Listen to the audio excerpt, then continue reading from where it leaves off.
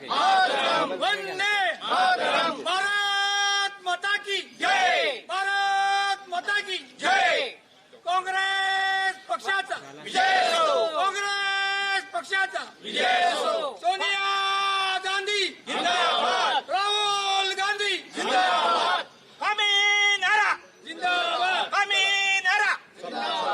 महाराष्ट्र प्रदेश काँग्रेस कमिटीची नवनियुक्त पदाधिकाऱ्यांची निवड नुकतीच संपन्न झालेली आहे आणि या अनुषंगानं या कार्यशाळेचं आज खडकवासला पुणे या ठिकाणी आयोजन करण्यात आलेलं आहे. प्रत्येक कार्यकर्ता हा प्रशिक्षित करावा हा आमचा उदयपूर जो ठराव आहे तो आपल्या ठिकाणी आहेच आहे.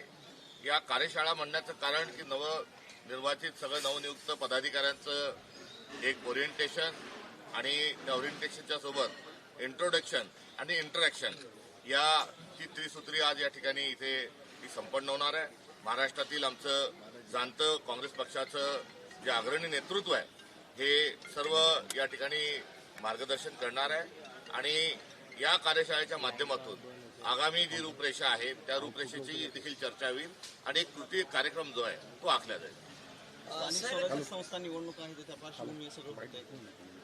निवडणुका येत असतात, निवडणुका जात असतात, मात्र काँग्रेस पक्ष हा भारतातला सर्वात जुना पक्ष आहे आणि विचारधारेची जी लढाई आहे आणि संविधानाला अभिप्रेत भारत निर्माणचं जे कार्य आहे हे निरंतर सुरू असतं.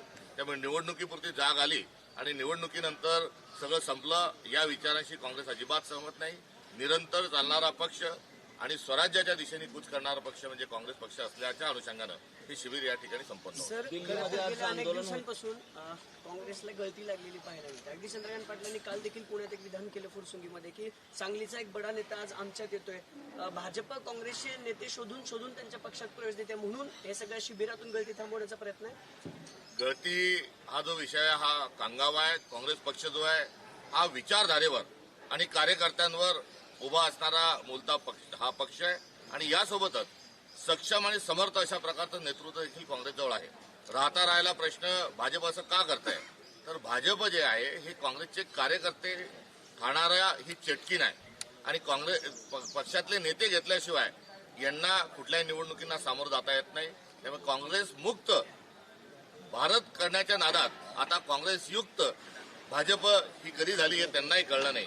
स्टेजच्या मागे त्यांनी मंचकाच्या मागे जर मुख्यमंत्र्यांनी वळून पाहिलं तर काँग्रेसचे लोक हे अर्ध्यापेक्षा अधिक मंत्रिमंडळात त्यांना त्या ठिकाणी दिसून येतील. तर 1 कोटी कार्यकर्ते आहेत मग तुम्हाला अधिकचे लोक का पाहिजे?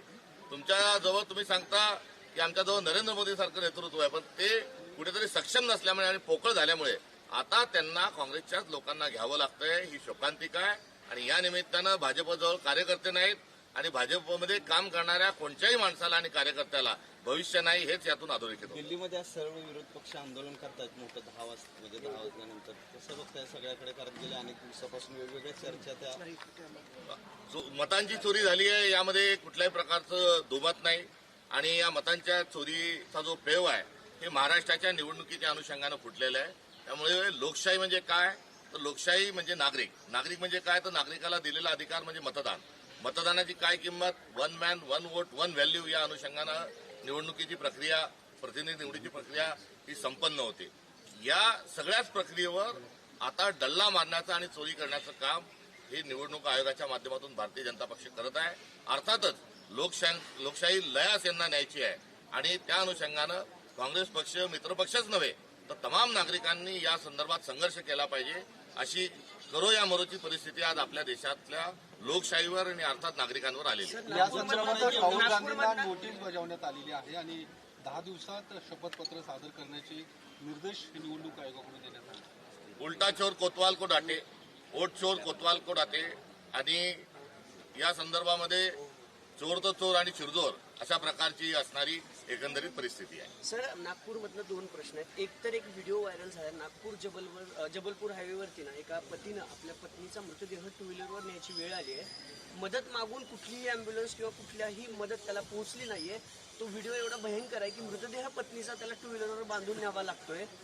विरोधी पक्ष म्हणून या सगळ्याकडे कसं बघता आणि भाजपला काहीतरी आरोग्य विभागाचं जे बजेट आहे हे 66% बजेट हे अँब्युलन्सवर खर्च केलं गेलं आणि अँब्युलन्सवर का खर्च केला गेलं तर तिथे लाडका ठेकेदार हा कुठेतरी आणला गेला. त्यामुळे उपचाराकरता यांनी पैसे बजेटमध्ये ठेवले नाही आणि अँब्युलन्स रुग्णवाहिके करता ठेवले तर त्याही ठिकाणी भ्रष्टाचार आहे आणि ह्या भ्रष्टाचाराचंच हे उदाहरण आहे की एवढ्या मोठ्या आर्थिक तरतुदी असतानाही अँब्युलन्स न मिळणे म्हणजे त्याही ठिकाणी मोठा भ्रष्टाचार हा अँब्युलन्स भ्रष्टाचार असल्याचं या निमित्तानं उघड होत आहे. दुसरं एक सुनील केदार जे आपले माजी मंत्री आहेत त्यांच्या विरोधात काल काँग्रेसच्याच एका मोठ्या नेत्यांनी नागपूरमध्ये मोर्चा काढला. बँकेचा तो सगळा घोटाळा आहे, त्यांना अटक करा अशी मागणी करते. नागपूर काँग्रेसचा तिढा वाढत चाललाय असं वाटतं. नाही, अशा प्रकारचा कुठलाही त्या ठिकाणी तिढा नाही आणि त्यामध्ये कुठल्याही नेत्याचा अथवा पक्षाचा काही संबंध नाही. मुंबईमध्ये दहीहंडीच्या निमित्ताने जी काही बॅनरबाजी होताना पाहायला मिळते, पालिका निवडणुका डोळ्यासमोर ठेवून अशा पद्धतीच्या सगळ्या बॅनरबाजी खास करून भाजप, शिंदेगड या सगळ्या पक्षांमध्ये बॅनरबाजी होताना पाहायला मिळते. जी सत्ताधारी जी मंडळी आहे त्यांच्यामध्ये टोळी युद्ध सुरू झालेली आहे. ही गँग ऑफ ट्रिपल इंजिन सरकार आहे आणि या टोळी युद्धाचे वेगवेगळे उदाहरणं ही सातत्याने महाराष्ट्राच्या समोर येत आहेत. कबूतर खाण्याचा प्रश्न आहे. आज सुप्रीम कोर्टात सुनावणी होती, तिकडे जैन समाजाने आक्रमक भूमिका घेतलेली आहे. काँग्रेसची काय भूमिका आहे? आज परत तिथं प्रशासनाकडून ताडपत्री लावून बंद करण्यात आलं. सर्वांना जीवित राहण्याचा अधिकार आहे, प्राणी पक्ष्यांना, झाडांना, माणसांना, आणि त्या अधिकाराचं कुठे हनन होता कामा नये ही संविधानाने दिलेला आपला हा अधिकार आहे. कबूतर जिवंत राहिली पाहिजे हे जेवढं खरं आहे तेवढंच जर कबुतरांच्या पंख आणि विष्ठेमुळे जर फुफ्फुस निकामी होऊन जर हजारो लाखो लोक जर मृत्युमुखी पडत असतील तर त्यांनाही जगण्याचा अधिकार निश्चित स्वरूपात आहेत. आणि हे असे असताना ज्या ठिकाणी सत्ताधारी जे आहेत हे गोंधळ निर्माण करतात आहे. आता सत्ताधाऱ्यांजवळच कुठेतरी आता दंगा करो पथक हे त्यांनी स्थापन केलेलं आहे आणि या निमित्तानं भारतीय जनता पार्टी हा कुठेतरी कबूतर जिहाद या ठिकाणी आणून आता हिंसा जी आहे की आम्ही कायद्याला मानणार नाही आणि आम्ही प्रसंगी हिंसाचार करू इथपर्यंत आता कबुतरांचे जीव वाचण्यापर्यंत जर भाषा केली असेल तर यामध्ये दंगली घडून आणण्याचा हा एक प्रयत्न असू शकतो. कोल्ड वॉर सुरू आहे आणि कोल्ड वॉर मधून हे सगळं घडताना दिसते. तीनही पक्षांचा ताळमेळ एका पायात, एकाचा पायपोस एकाच्या पायात नाही अशी परिस्थिती राज्यामध्ये निर्माण झाली.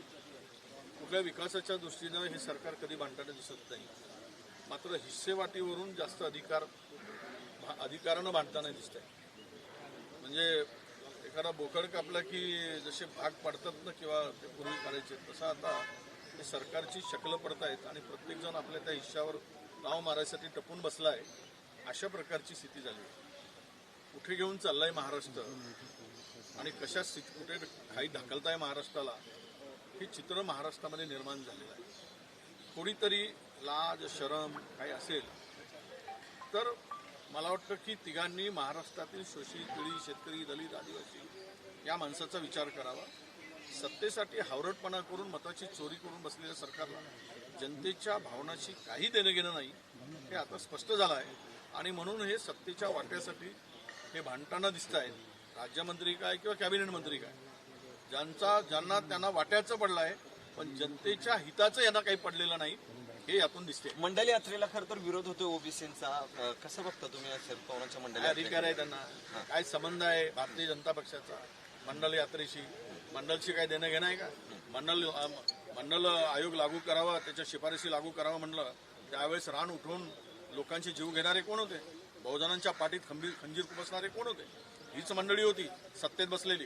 कोणत्या मानवर करून यांना असा विचाराचा अधिकार आहे? बहुजनांच्या हातामध्ये केवळ कावड देऊन खुर्ची मात्र स्वतःकडे ठेवणारी ही मंडल आयोगाचा काय विचार? दिल्लीतल्या आंदोलनाला पण आजचा विरोध केलाय त्यांनी भाजपने की एवढा उशिरा का जाग आली आहे किंवा ह्याच्या संदर्भात पण फार ज्यावेळेस हा चोरींचा विषय आम्ही पुढे आणला त्यावेळेस पुरावे मागत होते. आता पुरावे दिलेत तर उशीर का झाला? म्हणजे पुराव्यावर विचार करायला पाहिजे की उशिरावर चर्चा करायला पाहिजे?